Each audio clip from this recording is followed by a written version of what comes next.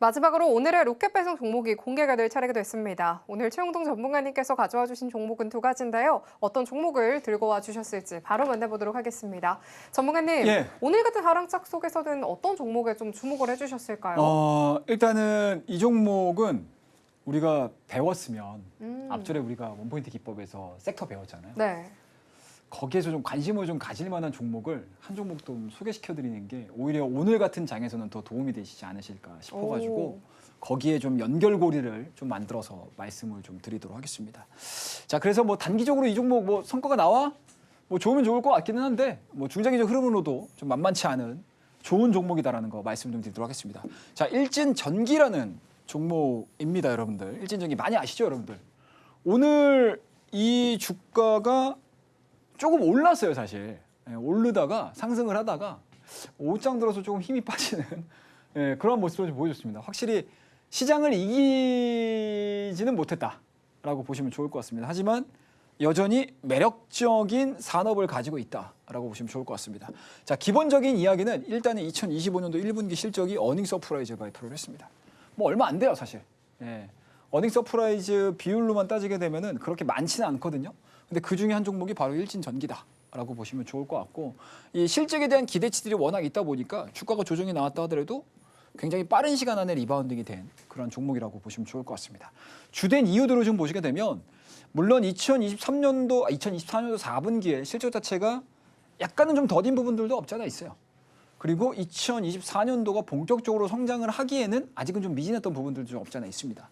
하지만 그럼에도 불구하고 여러 가지 요인들을 우리가 다 접목을 시켜봤음에도 불구하고 이번 1분기에 보여줬던 실적 자체는 어닝 서프라이즈가 가깝다라고 보시면 좋을 것 같습니다. 매출액 구간들도 마찬가지로 YOY 기준으로 30% 이상, 영업이익도 마찬가지로 200억 후반대를 예상을 했었는데 300억이 넘어가는 그런 영업이익을 발표를 한 상황들이어서 시장에서에 대한 평가들은 너무나 좋아지고 있다라고 보시면 좋을 것 같고요. 자, 그런 부분들이 어디서 나왔냐? 중전기 부분, 특히 미국 쪽에서 고마진 제품에 대한 수요가 작년 말서부터 살아나기 시작을 했다라고 보는 거예요.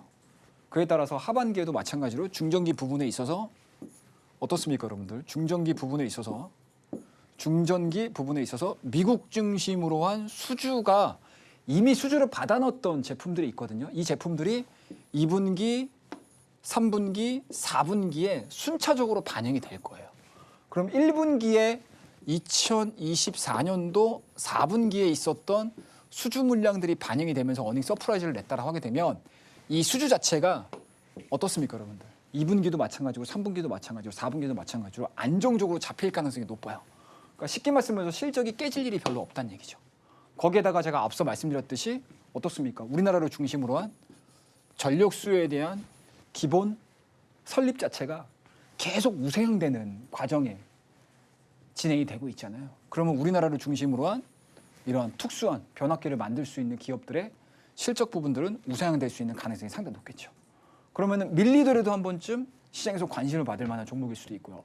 그리고 시장이 설령 좀 밀린다 하더라도 실적을 기반으로 해서 시장 대비 견고한 상승 흐름들을 보여줄 수 있는 대표적인 종목이 될 수 있지 않겠냐라고 보시면 좋을 것 같습니다.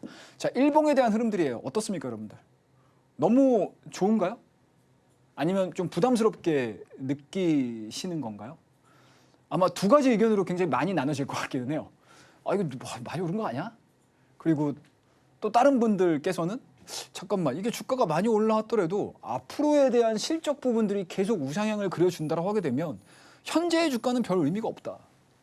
어차피 기업은 성장을 하는 거고 퍼라든지 PBR, 우리가 흔히 쉽게 알 수 있는 어떻습니까? 밸류 가치 자체가 계속 하락이 진행이 된다고 하게 되면 오히려 상대적인 가치 자체는 시장에서 높게 평가가 될 수 있기 때문에 수급에 대한 움직임들이 나쁘진 않을 거야 라고 생각을 하시는 분들도 계시겠죠. 근데 저는 사실은 후자에 좀 가까워요. 왜냐하면 일진전기가 2025년도 이번 1분기 실적을 발표를 함으로 인해서 그동안에 20배, 한 24배, 25배 정도 PR을 받았었거든요. 근데 이번에 어닝 서프라이즈를 내면서 20배 밑으로 다 내려와 버렸어요. 그럼 실질적으로 상대평가를 봤었을 때 굉장히 저평가 국면에 들어오는 상황들이거든요.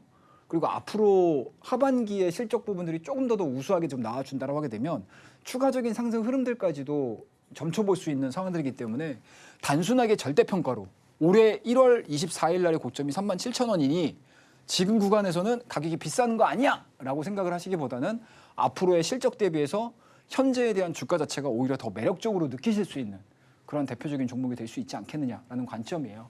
그래서 목표가는 일단은 항상 그렇죠, 여러분들. 직전 고점입니다, 여러분들. 이 구간대에서 어떻게 시장이 변화가 되느냐 굉장히 중요해요. 그래서 항상 앞절의 고점들이 자리 잡고 있는 기업들 같은 경우는 1차적으로 목표가는 37,000원을 잡는 게 맞고요. 그리고 이 라인에서 어떻게 돌파가 이루어지는지 아니면 조정이 나오는지 이런 것들을 통해서 2차 목표가를 설정을 하면서 대응하는 전략을 제시해 드릴 테니까 참고하셔가지고 대응해 주시고 이러한 내용들에 대한 자세한 이야기들은 밑에 하단에 보이시죠, 여러분들? 노란택 통해서 더 자세하게 안내해 드릴 테니까 많이들 참여해 주시기 바라겠습니다. 감사합니다.